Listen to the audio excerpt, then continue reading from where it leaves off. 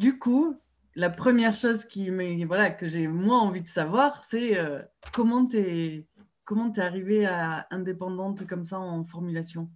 Ouais, ouais. Alors c'est un long chemin, mais qui démarre depuis toute petite. Alors moi déjà, juste, je suis passionnée par les cosmétiques depuis que je suis toute petite. Je me suis rendu compte après coup, c'est ça qui est bizarre. Après, une fois que j'étais devenue formulatrice, plein de fois je me dis mais pourquoi? Parce que souvent on me dit, oh, ce métier, effectivement, hein, c'est un métier peu connu.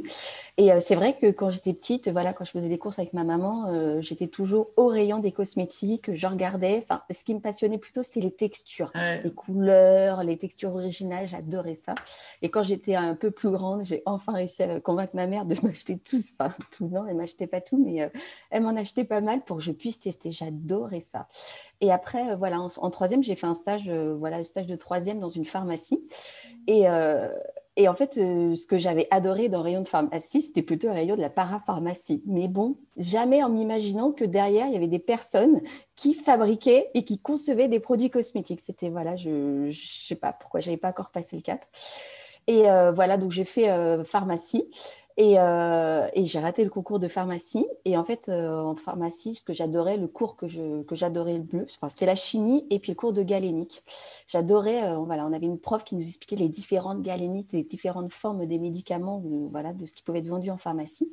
Et quand j'ai raté le concours, j'ai été la voir et elle m'a dit qu'elle elle faisait un DESS de formulation cosmétique. Et je me dis, ah ouais, mais c'est ça en fait que je veux faire. C'est ça, je veux concevoir les produits cosmétiques. C'est pas les médicaments qui m'intéressent. J'avais jamais fait le lien, mais dans la pharmacie, ce qui me plaisait, c'est le rayon parapharmacie. Et donc voilà, elle me dit, bah, tu fais des études de chimie et après en DESS, tu peux faire un DESS de formulation cosmétique. Et là, ça me plaisait vraiment bien parce que c'est ce que j'aimais, la chimie. Et je voulais pas m'orienter tout de suite. Je voulais pas, on sait jamais, je savais pas trop le domaine de la cosmétique, ce que ça pouvait donner. Donc je voulais pas trop me centrer dès le début. Donc voilà, j'ai eu un diplôme d'ingénieur maître en chimie et après j'ai fait une spécialité en DESS. À l'époque, c'était les DESS, hein, de formulation cosmétique. Et ensuite, donc passionnée par, enfin j'ai trouvé ça vraiment trop génial de formuler ses propres produits. Ce que je regardais avant dans les rayons, je pouvais enfin le faire. Trop génial. Et donc voilà, moi je suis de l'Ouest et j'ai fait mes stages de fin d'études chez Léa Nature, basée à La Rochelle. Et eux, au début, enfin, voilà, quand j'ai commencé il y a 15 ans, enfin un peu plus de 15 ans maintenant, ils commençaient aussi tout juste dans le domaine de la cosmétique. Donc voilà, j'étais une des premières formulatrices du groupe. Et voilà, fallait tout faire, il y avait tout à faire. Alors eux, ils étaient en cosmétique bio, donc il y a plus de Ouais. 15 ans, la cosmétique bio et naturelle, c'était bouh. Ouais. On n'avait vraiment rien, pas beaucoup de matière, voilà, fallait composer avec le peu que l'on avait. Et donc voilà, j'ai eu la chance bah, voilà, de grandir avec cette entreprise, hein. J'ai travaillé pendant, donc j'étais formulatrice, après j'ai été responsable du service soins visage et corps pendant 10 ans. Et après, voilà, ils n'étaient pas présents sur le domaine de l'hygiène et du capillaire en bio et naturel. Et donc ils m'ont demandé de monter le service hygiène et capillaire. Donc voilà, je suis repartie un peu à zéro et j'ai monté le service hygiène et capillaire. Et donc voilà, et au bout de 5 ans, je me suis dit, bon, bah, voilà, j'avais réussi les capillaires et l'hygiène. Enfin, j'avais lancé le truc. Et je me suis dit, bon, bah voilà, c'est plus de 15 ans que j'y suis. Maintenant, c'est une grosse boîte. Voilà, je ne m'y retrouvais plus non plus forcément. Et aussi passionnée par l'entrepreneuriat depuis tout le temps. Enfin, j'ai toujours été fascinée par les créateurs d'entreprises. Ça a toujours été un truc. Et j'ai toujours dit aussi, j'aurais raté ma vie professionnelle si je ne monte pas ma boîte. Alors, je ne savais pas quelle boîte j'allais monter, mais si je ne montais pas un truc, il me manquait quelque chose. Quoi. Voilà, ça n'allait pas. Et donc, j'ai cherché plein de choses à monter. Évidemment, pourquoi ne pas monter ce que tu aimes et ce que tu sais faire? C'est le truc qui est venu en dernier. Ça peut paraître complètement bête. Je suis passée par tous les trucs, décoratrice d'intérieur, enfin voilà, tous Ouais. les trucs, mais le truc que tu sais faire, c'est venu après. Voilà. Et en 2019, en fait, les planètes se sont alignées, hein, pour faire court. Et voilà, plein de choses se sont mises sur mon chemin et je me suis dit, mais c'est maintenant. Enfin, c'est maintenant. Vas-y, tu peux être indépendante en tant que formulatrice. Pourquoi en fait, tu ne referais pas ce que tu avais adoré chez Léa Nature au début, c'est-à-dire c'était une toute petite marque, une petite structure et il y avait tout à faire. et ben pourquoi tu ne le referais pas, mais pour plein d'autres marques. Voilà, une expérience de plus de 15 ans en cosmétique bio et naturel, voilà, je pense que ça le vend en poupe et c'est assez recherché. Et donc, je peux apporter toute cette expertise que j'ai eue pendant toutes ces années. Je me dis, pourquoi pas l'apporter voilà, à des porteurs de projets ou des petites marques. C'est vraiment ma conviction, c'est apporter ma pierre à l'édifice. Et voilà, donc j'ai créé Mademoiselle Cosmétique en 2019, en avril 2019. Donc voilà, ça fait 1 an et demi, donc je n'ai pas beaucoup de recul, mais j'en ai quand même un peu. Et c'est génial. Si c'était à refaire, je le referais, mais 500 000 fois. Bon, après, de dire pourquoi je ne l'ai pas fait plus tôt, ce n'était pas le moment. Oui. Voilà, il fallait que j'ai l'expérience suffisante pour pouvoir me lancer et pour pouvoir le faire. Et donc, c'est génial. Là, voilà, avec Mademoiselle Cosmétique, j'ai des petits porteurs de projets ou des marques qui me demandent. Alors, à chaque fois, c'est de l'innovation, hein, que des produits un peu plus élaborés, mais c'est ce que j'adore. En fait, je me dis toujours, je me mets en difficulté parce que voilà, je me suis aussi contrainte de faire que de la formule sur mesure. Donc, je ne propose pas de gamme blanche. Alors, au début, je me dis, je vais faire comme tout le monde, hein, parce qu'il faut faire comme tout le monde. Alors, les labos, les gros labos, comment ils font, etc. Et puis en fait, non, tout de suite, j'ai eu des demandes sur des projets bien précis. Et en fait, j'ai jamais trouvé le temps de faire déjà une gamme blanche. Et je me suis dit, non, en fait, pourquoi en faire une? Parce que ça ne m'intéresse pas de dire, tiens, je te propose ça, et puis toi, je te propose la même chose, et puis toi aussi, je te propose la même chose. C'est pas dans mon truc, ça. Et j'aime bien à chaque fois, en fait, c'est écouter le client parler, me parler de son produit. Et moi, je sais pas, il y a un truc là-dedans qui s'allume. Et je le transforme en ingrédients et produits. Je sais pas, mais j'ai l'impression d'être habitée par moments. Les clients, ils me disent waouh, waouh, waouh. Mais c'est vrai, je suis une vraie. Enfin voilà, on m'a souvent dit que j'étais une créative et je pense que j'en suis une vraie. Enfin, j'adore ça. Et voilà, je sais que je me mets en difficulté, mais c'est de repartir de la feuille blanche à chaque fois et d'écouter le client et de transformer ses idées en produits. Voilà, Et du coup, justement, c'est qui tes clients? Et ben voilà, c'est là beaucoup. Alors j'ai un gros labo avec qui je travaille, mais j'ai souvent des marques qui veulent débuter. Voilà, ils veulent commencer, ils veulent lancer leur marque et ils ont besoin, voilà, ils ont toute l'autre partie de la création d'entreprise, mais ils n'ont pas la partie technique. Et donc voilà, je lance que des nouveaux projets pour des nouvelles marques. D'accord. Et du coup, donc les personnes, elles arrivent, elles te présentent leur projet ou leur Ouais. envie. Qu'est-ce que vous faites? Vous établissez un cahier des charges? Ouais, voilà. Je demande vraiment remplir un cahier des charges parce qu'il faut que j'arrive à aller chercher au plus profond des idées qu'il y a chez le client pour que moi, derrière, je puisse voir. Parce qu'un client peut penser qu'un un actif X ou Y, c'est pas grave, il va pas me le dire. Mais en fait, moi, ça peut tout changer dans une formulation. Donc, il faut que je comprenne vraiment le projet au global et le produit qu'il souhaite pour que je puisse évaluer voilà, la difficulté, le temps passé. Est-ce qu'effectivement, ça va être facile ou pas facile du tout? Est-ce que c'est vraiment, on part de rien? Et alors là, je vais y arriver, je vais pas y arriver. Enfin, le but, c'est d'y arriver. Hein, mais voilà, donc faut vraiment, donc c'est pour ça, le client établit un cahier des charges. Bon, forcément, si j'insiste beaucoup, beaucoup de communication avec le client. C'est les Ouais. échanges qui fait que, pour qu'à la base soit bien fondée. Et voilà, à partir de ça, voilà, je lui fais un devis sur la partie formulation. Et puis, voilà, après, si ça lui va, je refais un deuxième cahier des charges quand même pour être beaucoup plus précis, pour rentrer vraiment plus dans le détail. Enfin, je considère vraiment que si la première page est bien écrite, toutes les autres, elles vont suivre très facilement. Et puis voilà, après c'est parti. Alors vraiment, comme je dis, c'est du sur-mesure. Donc j'implique énormément le client dans le développement. Je leur dis toujours, on co-crée le produit. Il n'y a pas que moi qui le crée, vous le créez avec moi. Donc voilà, je vais faire des essais. Si je considère que ça convient aux clients, je lui envoie. Puis voilà, qui est quand même un minimum de stabilité et tout aussi. Il ne faut pas que je envoie un truc qui se casse la figure 2 jours après. Voilà, je lui envoie et tout de suite, voilà, comme ça, il me dit, ça c'est bien, ça c'est bien, ça c'est pas Et bien. quel genre de choses tu demandes dans le cahier des charges? Enfin, ça ressemble à quoi un cahier des charges? Un cahier Quelle des charges, information on ouais. doit te donner?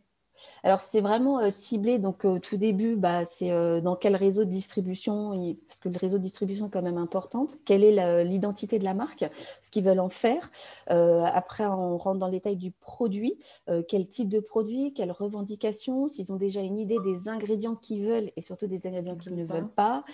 Les certifications, c'est Cosmos, organique, naturel, vegan, toute la longue liste des certifications. Voilà, si en termes de texture, donc l'idéal c'est quand il y a un benchmark, mais quand il n'y en a pas, voilà, qui me parle le plus possible. Je veux un lait qui soit bleuté ou pas, qui soit vraiment blanc ou qui soit transparent. Enfin, tous les détails. Enfin, généralement, le client, il a la conception visuelle de son produit dans la tête. Donc, c'est ça que je veux essayer de retransformer sur papier. Donc, je leur dis toujours, mettez le plus que vous pouvez. Ouais. Mais ça, voilà, c'est en fait tout ce qu'ils ont dans la tête, ils me le mettent sur le papier pour que je puisse vraiment identifier. Ok. Et Et du puis, coup, ah toujours, pardon, vas-y. excuse-moi, et le dernier Non. truc qui est quand Ouais. même Ouais, important, ouais. mais c'est s'ils ont l'idée du coût de revient de Oui. leur produit, parce que leur formuler, ça c'est toujours difficile de dire, ah, mais pourquoi quand on crée un produit, on est une histoire de prix. Mais moi je leur dis toujours, je peux créer une formule qui coûte 1 € et je peux vous créer une formule qui coûte 1 000 € si vous voulez. Moi Ouais. je me fais carrément plaisir et j'y Ouais, c'est vais. clair. Moi, tous les L'actif de principes, fou. quoi. L'actif de fou que je vais mettre à 50% avec plaisir, avec plaisir. Donc c'est pour ça qu'il faut qu'on reste quand même dans quelque chose. Le but, c'est qu'ils le vendent hein, et, Ouais. au prix auquel ils veulent. Donc ça, c'est toujours je me bats peut-être un peu avec ça, mais c'est tellement Bah important. oui. Et voilà, cette étude de coût, dès le début, moi, je formule avec des coûts. Enfin, quand je crée une formule sur le papier, il y a forcément le coût derrière. Et des fois, c'est les pourcentages. Et si j'ai décidé ce pourcentage pour un actif, c'est à cause du coût, hein, parce que voilà, Bien on va sûr. le mettre le plus possible. C'est le but d'en mettre le plus possible. Mais voilà, comme C'est ça. un coût, ouais. Et du coup, bah, je sais que c'est variable, mais c'est quoi une moyenne pour développer un produit, toi? Alors après, dans Quel délai tu donnes les délais. Alors voilà, pareil, je leur dis toujours, ça dépend de vous aussi, parce que moi, je peux vous envoyer un produit qui va me convenir et qui va être bien, mais vous, il ne vous conviendra peut-être pas. Donc, moi, pas de souci, je le reformule dans ce sens-là. C'est pour ça qu'en fait, si le cahier des charges est bien établi dès le début, si le client est sûr de ce qu'il veut et qu'on s'est vraiment bien mis d'accord, derrière, ça peut aller relativement vite. Après, je leur dis toujours, ça, c'est dans le domaine de la cosmétique d'une manière générale, on dit toujours qu'il faut à peu près 1 an. C'est la grosse moyenne. À partir du moment où on a établi un brief jusqu'à la mise à disposition du produit, enfin jusqu'au jour où il est fabriqué. Après, voilà, si c'est une huile toute simple, on a juste mélangé 2-3 huiles, les tests de stabilité et les autres tests obligatoires sont plus courts, donc on peut peut-être le faire en 6 mois. Si c'est le produit super archi innovant, on peut mettre 1 an et demi à 2 ans, enfin, dans ce délai du brief jusqu'à la fabrication. Alors voilà, c'est pour ça. Les délais, j'ai toujours du mal avec ça parce que ça dépend. Puis des fois, je vais envoyer le produit relativement vite et le client, il va me faire un retour qu'un mois après. Et ça, moi, ce temps-là, je ne peux pas le contrôler. ouais. Hein. Il dépend du client parce que lui, il a voulu prendre le temps de le tester, parce que plein de choses dans la vie ont fait Ouais, que bien sûr. on prend plus de temps. Donc, moi, j'essaye toujours de faire au plus vite, au mieux. Mais après, voilà, ce temps-là, je ne peux pas le définir dès le début. Je suis pas... Ok. Et du coup, donc là, ça fait 1 an et demi. Ouais, Donc, tu suis plusieurs clients en même ouais, temps, je ouais, suppose. oui, oui, oui. C'est quoi ta capacité de... Ouais, ben là, j'allais rendu au bout. Ah ouais. Voilà, je peux plus. Alors c'est là où je dis non, parce que moi, ma volonté, c'était pas de devenir un gros labo, justement. J'aime ce côté indépendant et je me rends compte que les clients, c'est ce qu'ils aiment, en fait, l'approche directe avec la formulatrice, avec celle qui crée. Et souvent, c'est ce qu'ils m'ont dit, ce qu'ils pouvaient reprocher à d'autres labos, c'est que, voilà, ils ont affaire à un chef de projet, mais ils n'ont pas affaire à la personne qui... Voilà, il y a plein de hiérarchies entre les deux et ils aimaient moins cette réactivité, en fait. Donc, et moi, c'est ce que j'aime. Enfin, l'échange avec le client, c'est ce que j'aime aussi. Donc, je voudrais le garder le plus possible. Après, je vois bien que dire non à un client, voilà, c'est quelqu'un, bah non, en fait, je suis booké, au revoir. c'est pas possible non plus, ça va pas. Ouais. Donc là, justement, bah, voilà, au bout d'un an et demi, je suis en train de recruter une formulatrice, voilà, qui va m'accompagner bah, sur le… Parce que voilà, il y a ce qu'on voit, c'est qu'il y a la création du produit, mais alors après, il y a toutes les stabilités, et puis refaire des Justement, ouais. échantillons, On va en et tout ce revenir. petit temps où moi, je perds du temps, en fait, c'est pas ma valeur ajoutée. Et donc, voilà, je pourrais faire bien plus d'essais, bien plus de choses si j'ai quelqu'un qui m'accompagnait. Donc, je veux garder ce lien de proximité avec le client, mais quand même avoir quelqu'un qui m'accompagne pour que ça aille plus vite. D'accord. Ok. Donc, Et normalement, 2021, nous serons deux demoiselles deux cosmétiques. mademoiselles cosmétiques. Deux mademoiselles cosmétiques. Et justement, toi, alors du coup, c'est quoi ton métier au quotidien? C'est quoi une journée ou la semaine d'une formulatrice en cosmétique? Oh là là, la question. Mais tellement de choses. Bah voilà, si j'ai un rendez-vous client, et ben voilà, ça commence. J'ai un rendez-vous client, donc voilà, c'est échange de ce qu'il veut, on échange, il remplit le cahier des charges, je fais des devis, voilà. Après, bah, je formule. Donc, quand je suis en mode formulation, généralement, je fais une journée formulation et une journée plus administrative. Enfin, voilà, j'essaye de plutôt m'organiser comme ça. Donc, quand je suis en journée formulation, c'est généralement la veille, j'ai réfléchi à fond mes formules. Voilà, je les ai écrites sur le papier et donc je m'en sors une petite dizaine là. Et après, voilà, j'enchaîne au labo toutes les formules. Puis voilà, une fois qu'on a fait une formule, voilà, on le met en stabilité. Alors ça, c'est quand on est en développement, hein, Puis voilà, ça nous va pas. Ah ben non, là, ça va pas du tout, il faut que je rajoute ça. Donc je refais un second essai et un troisième, machin, machin. Voilà, et après, toute la vie je vous passe, hein, la vie quand même tenir l'entreprise, hein, donc Mhm. toute la partie compta et machin, qui fait pas forcément partie du métier à la base, mais qu'il faut faire, hein, Mhm. tout le développement de l'entreprise, voilà, hein, il faut quand même y passer du temps. Donc voilà, après, mon métier, c'est le métier de la création du cosmétique. Donc, comme je vous dis, je fais un premier essai, un deuxième essai, un troisième essai, jusqu'à temps que j'ai quelque chose de convenable.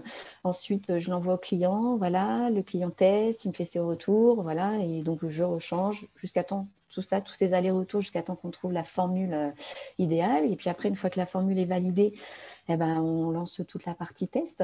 Donc là, je lance vraiment les tests, les stabilités complètes, hein, à 42, à 50, à 4, à la D'accord, donc toi, lumière. tu fais les tests de stabilité Ouais, dans ton ouais, labo? Ok. oui. Et de compat Et aussi, de d'accord. compati. Au début, je me suis dit, bon, bah voilà, je vais tout proposer du début jusqu'à la fin parce qu'un client qui repart juste avec la formule papier, ça ne va pas l'intéresser non plus, hein, Ouais. c'est pas ce qu'il veut. Donc, il faut que je propose la partie réglementation qui est inhérente au produit et puis la partie fabrication aussi. Donc, en fait, pour la partie réglementation, au début, c'est moi qui le faisais. Je me suis vite rendu compte que c'est pas mon truc. Je sais le faire, mais c'est pas mon truc. Alors, Ah entre une bon? créative et une personne du réglementaire, je n'y arrive pas. Moi, c'est pas mon truc. Donc là, c'est chouette. Je me suis accompagnée d'une indépendante justement qui, comme moi, vient d'un grand groupe et qui s'est mis à son compte et qui fait toute la partie réglementaire. Donc ça, je suis hyper ravie de ça parce que c'est vrai que je me suis souvent posé la question, j'embauche quelqu'un qui va faire du réglementaire, mais du coup, je suis responsable de cette personne. Donc, il faut que je continue à toujours me mettre à la page au niveau réglementaire. Et ce temps passé là, c'est pas du temps que je passe à créer une formule, donc ça me convenait pas. Et donc voilà, j'ai trouvé cette personne, Elodie, voilà, qui fait toute la partie réglementaire des produits que je formule. Donc c'est génial parce qu'elle est archi calée, c'est son domaine, c'est son truc. Et donc voilà, dès qu'un produit est validé, donc je lui envoie tout ce qu'il faut pour qu'elle fasse la partie réglementaire. Et j'ai gardé la main mise sur tous les tests. Donc, comme je dis, je fais les tests de stage, je fais les tests de compatibilité. J'envoie dans mes labos challenge test, tests d'irritation oculaire, tests d'irritation cutanée, s'il y a des tests consommateurs, enfin après tous les tests spécifiques, voilà, c'est moi qui le fais faire. Et donc voilà, une fois qu'on a fait tout ça, et ben, on ne peut pas fabriquer. Donc en parallèle aussi, moi j'ai un partenaire de fabrication, mais je ne suis pas mariée avec. Mais ce partenaire, ce que j'apprécie avec lui, c'est que effectivement, comme on a dit, il y a beaucoup de labos en France. Donc effectivement, les labos, ils ont leur partie labo pour créer le produit, pour formuler, mais ils ont là aussi la partie fabrication. Donc moi, d'aller fabriquer chez eux, je leur apporte une formule un peu sur un plateau d'argent. Ouais. Et voilà, on sait ce que c'est. voilà, c'est par un souci de confidentialité, même si une formule peut être protégée, après on peut s'en réinspirer, tout ça. Donc Oui. j'ai un peu une fuite de mes formules qui me plaît moyen quand je travaille avec ces labos. Alors que là, le labo que j'ai trouvé, en fait, c'est vraiment un industriel. Il n'a pas du tout de labo d'application. Lui, il est spécialisé dans la fabrication et le conditionnement. Et c'est ça que j'aime parce que du coup, on est très complémentaires. Voilà, quand je sais que je leur apporte une formule, derrière, ils en font rien. Enfin, ils la fabriquent, mais derrière, elle n'est pas réutilisée ou autre. Et donc, on est hyper complémentaires. Donc, je travaille en tant qu'apporteur d'affaires avec cette entreprise. Et comme ça, je gère toute la partie industrialisation qu'il ne faut pas négliger parce que c'est bien beau de faire une formule au labo. Sur un petit échantillon de 300 grammes ou autre, ça peut fonctionner. Mais si on passe sur une tonne, ça ne peut ne pas fonctionner. Donc, en fait, on l'oublie aussi, mais cette étape industrialisation est hyper importante. Donc, voilà, je passe toujours par une étape pilote. Donc, l'étape pilote qui est l'étape intermédiaire où on fabrique le produit sur une petite quantité. Où là, en fait, c'est la passation du dossier à l'usine. Et donc, voilà, j'assiste au pilote avec l'usine et moi, je leur dis mon mode opératoire qu'on adapte en fonction de leur machine. Et voilà, c'est la mise en commun entre leur expertise et la mienne pour qu'après, quand ils passeront en fabrication, voilà, il n'y ait pas de souci parce qu'il vaut mieux rater 10 kilos que de rater une tonne. C'est ça. Est-ce qu'ils Et ont on doit rater, hein, évidemment. Le but, c'est de ne pas rater. Est-ce qu'ils ont un minimum Ouais, alors en ça, production? Parce que c'est un peu le c'est souci le souvent. gros, c'est le gros souci. Et effectivement, je me suis rendu compte que là, enfin, je ne sais pas si je n'ai pas trouvé ou si ça n'existe pas, mais des fabricants qui fabriquent pour 100 unités, au moins, moi, je n'en ai pas trouvé. Moi, l'entreprise avec qui je travaille, c'est généralement 3000 unités.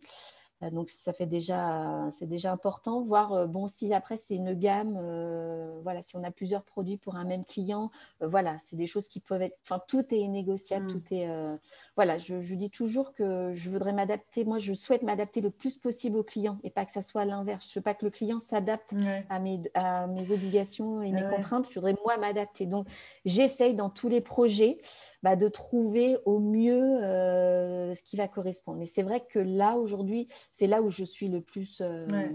Parce que moi, je connais des labos qui font une petite série, mais ils ne font pas que de la prod. Ils font Ouais, bah oui, voilà. effectivement, comme tu dis, Bah ils oui. font aussi la partie formulation et tout ça. Et du coup, Mais ça, c'est possible. Après, effectivement, moi, la formule, comme c'est une formule sur mesure, elle appartient au client. Donc après, si le client, c'est lui après, hein, oui, il en fait ce qu'il veut. si ça ne le dérange pas que sa formule Mm, voilà, mm, soit peut-être mm, réadaptée, mm, voilà, c'est lui qui décide. Hein, mm, De toute façon, comme je dis toujours au client, tout au long du chemin, c'est que des choix. Il faut toujours choisir ouais, des fois entre le marteau et l'enclume. Alors, vous choisissez quoi? C'est dur, hein, mais ouais. c'est pas un... C'est tout le temps des choix. Donc, entre le prix et l'actif, on prend quoi? Voilà, enfin, voilà, on est souvent confronté à des choix. Et jusqu'à combien de tests tu peux faire pour un produit? Ouais, d'essai. Ouais. Alors là, le pire que j'ai fait, mais c'est un produit super innovant, j'en ai fait 130. Voilà. Donc 130, si je les fais tous 130, je vais vraiment pas avoir beaucoup de clients. Toute Une seule. moyenne, sinon? Là, c'était le pire. Et la Ouais, là c'était le moyenne, pire. La moyenne, entre 10 et 20, j'ai envie de dire. 10 et 20, parce que Ouais, tu ouais, réfléchis bien la formule en amont, en fait, ouais, au ouais. niveau de Alors, ça théorie. dépend. Soit je la réfléchis bien, soit je suis butée. Non, je suis. Bon, il faut que je teste. Il faut que je vois ce que ça donne. Sur le papier, ça me paraît bancal, mais il faut que je la visualise. Il faut que je me rende compte, voilà, sous l'agitateur, ce que ça fait ou pas. Donc, ça dépend. Soit elle est hyper bien réfléchie dès le début, soit non, parce que j'aime bien. Je déteste repartir sur une formule que j'ai déjà faite, quoi. Mm, J'aime bien repartir à mm. zéro, je le dis tout le temps, mais retester. Enfin, il existe tellement l'échantillon de matières premières qu'on a à notre disposition, il est tellement énorme qu'une fois qu'on aura fait tous ces mélanges, Mm. je serais morte depuis longtemps. Ouais, bah ça, c'est clair que c'est infini. C'est infini. Alors, c'est ça où c'est le métier de la formulatrice, où c'est difficile, pour en avoir parlé avec des anciennes collègues de formulateurs aussi, ce qui est compliqué, c'est savoir s'arrêter. Donc ça, c'est parce qu'on a toujours l'idée, ah mais non, moi je vais tester ça, non mais si je mettais ça, et on ne peut jamais s'arrêter. Mm. Donc et du coup, c'est frustrant. il faut savoir se dire, stop, là, j'arrête, je considère que c'est bon. Ouais. Même si j'ai 1000 idées pour l'améliorer, bon, bah, je testerai sur Ouais, d'autres produits. sur d'autres produits, ouais. Ouais, mais ça, c'est le point, ouais, ouh, ça s'arrête, stop. Oh mais il faut savoir, hein, sinon, j'y arriverai pas. Mm, carrément. Et du coup, quel est le coût de enfin une fourchette ou un Alors truc ça, très c'est simple délicat à un aussi truc pour la très formulation. Ouais. Pour la formulation, bah, c'est très compliqué parce que, comme je te disais, à chaque fois, j'étudie vraiment la demande. Donc, moi, tout de suite, je vois si je vais passer du temps, pas du temps. Donc, voilà, mon coût de développement formule, c'est aussi le temps passé à le développer. Il faut que je m'y retrouve et que ça soit le plus Bah, juste bien pour sûr. le client aussi. C'est pour ça que j'aime pas dire, voilà, une crème visage, c'est tant. Parce que non, il peut y avoir une crème visage très simple où je vais pas y passer beaucoup de temps. Donc là, donc à chaque fois, moi, je me suis fait un espèce de tableau Excel en disant voilà le coût moyen d'une crème visage, d'un shampoing, de tout ça, voilà combien ça me coûte. Et après, en fonction, je l'ajuste en fonction de la demande pour que ça soit juste pour le client et pour moi. Parce que pareil aussi, il faut que je m'y retrouve. Hein, si je passe beaucoup de temps, tu vois, par exemple, le produit où j'ai fait 130 essais, je ne me suis pas du tout retrouvée. J'avais mal calculé mon coût au début. Bon, après, on fait au mieux. Voilà. Alors, les fourchettes, ça peut aller de 1 000 € à 6 000 €. Ouais, Voilà, bon, si je te donne une énorme fourchette. c'est ce que je dis en général. Ouais, Dans les... voilà. Moins, ça me paraît ouais. vraiment, Moi, je dis vraiment même qui mille n'apporte. cinq. Généralement, je dis Ouais, entre 1 500 et 6 000 ouais, bah ouais, le 1000, je te dis 1000, mais pour des j'ai produits encore jamais vraiment. fait. Ouais, Ouais. faudrait vraiment que le client. Alors, j'ai aussi souvent des demandes, et ça, les clients, ils comprennent pas toujours.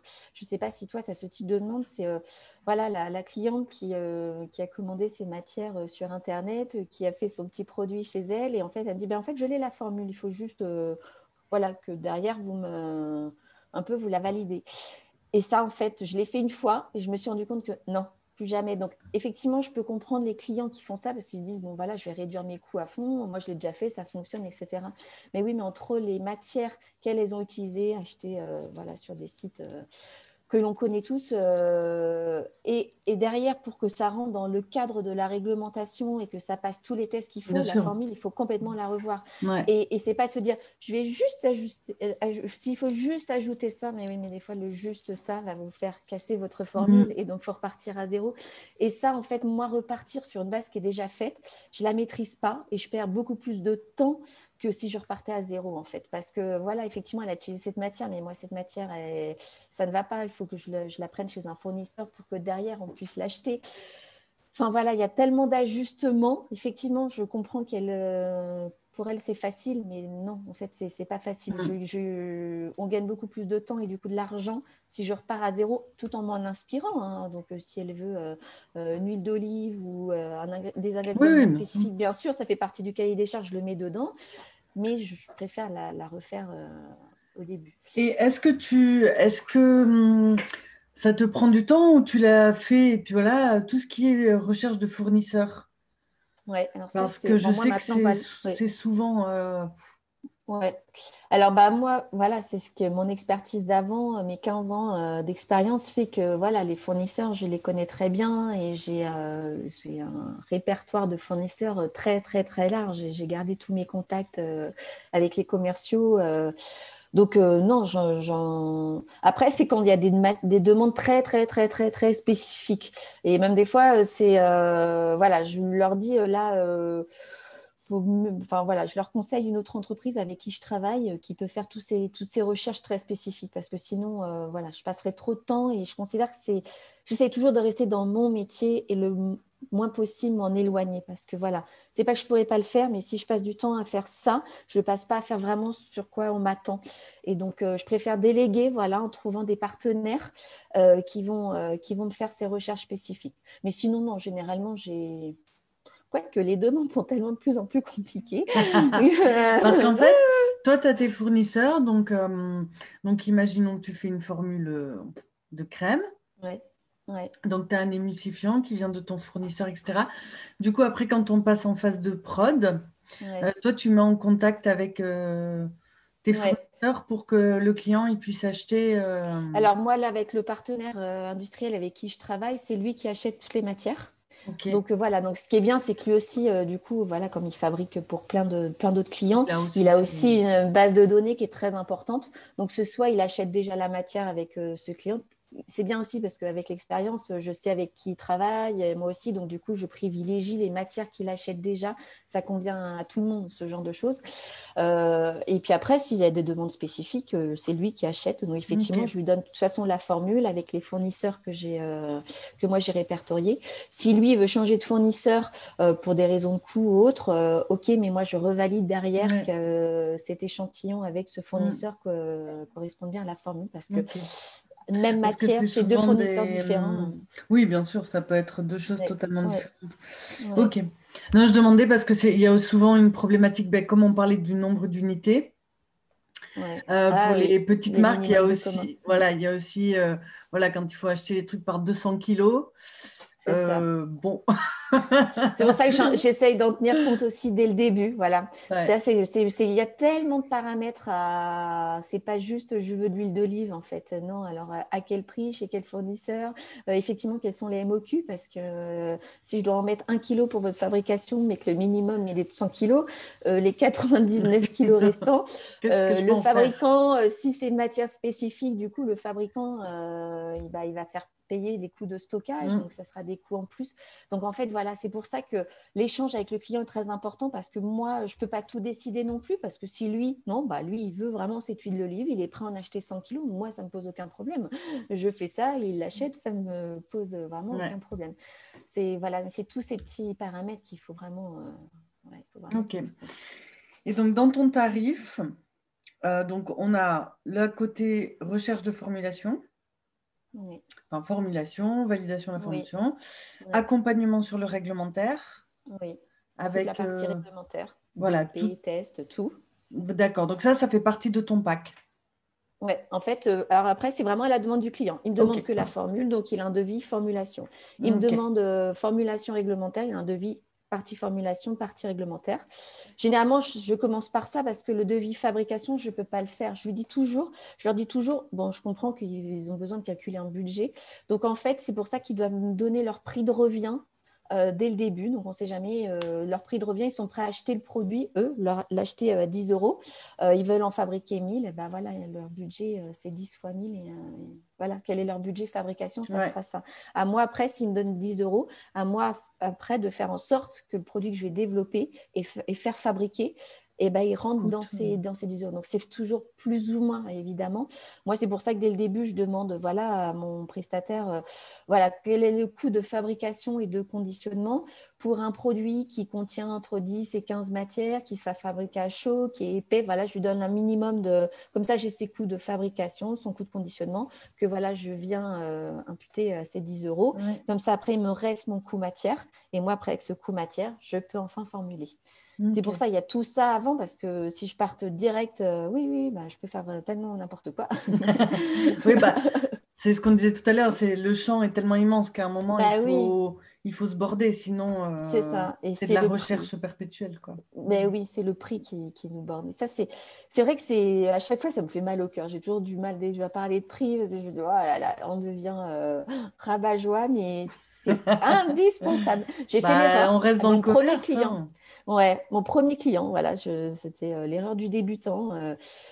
C'était moi qui m'étais donné à peu près un ordre d'idée. Et donc, je lui fais le produit, il adore, il valide. Et qu'après, on a parlé argent. Il me dit, ah non, mais là, c'est beaucoup trop cher. Moi, au prix auquel je veux le vendre, je ne me fais pas de marge. Ah oui, bah voilà. Ah Donc, oui, on c'était comprend peut-être vite la pourquoi c'est première. plus possible. Hein. Donc, pourquoi il faut en parler de ça dès le début. Non, mais c'est clair, c'est des Hum, paramètres. Si le client ne se fait pas de marge derrière, je pense que ça ne va pas lui convenir. Et du coup, toi qui es en. Bah, ça fait. T'as un an et demi de recul, mais toi, tu étais aussi dans le secteur avant, mais plutôt gros.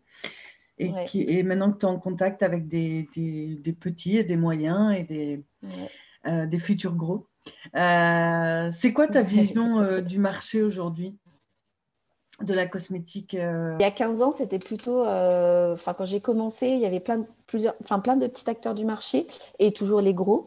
Après, avec l'évolution du marché, les gros ont plutôt mangé les petits, hein, où les petits n'ont pas réussi à s'implanter correctement.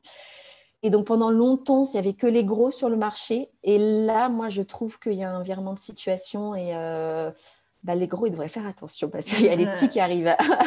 Et les petits, moi, ce que je trouve, c'est qu'ils ont une réactivité, une adaptabilité que les gros n'ont pas forcément. Hein. Quand un gros veut faire quelque chose, il faut lancer la grosse machine et là, ça prend beaucoup de temps. Alors qu'un petit, il va faire ça et tout de suite, il va y passer. Et là, c'est sûr, tu dois le voir toi aussi, hein, les demandes, il y en a énormément. Je suis même moi, comme je te disais tout à l'heure, je n'ai pas fait d'études de marché ou autre quand je me suis lancée. Allez, on verra bien.